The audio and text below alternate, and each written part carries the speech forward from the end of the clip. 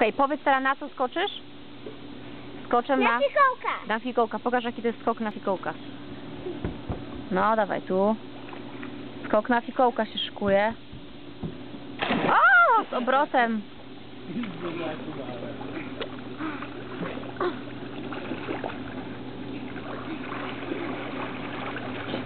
A ty do tej puchatki tak biegałeś na tych swoich puchactwach? Bieg, bieg. Ale jesteś dzika, Nikola.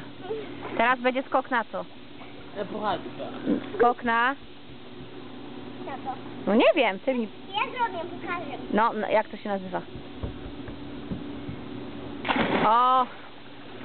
Pięknie. Zobacz. Na robota? O, okej.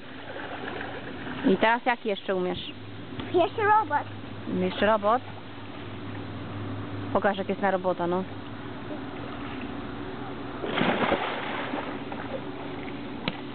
Marcin, dzięki.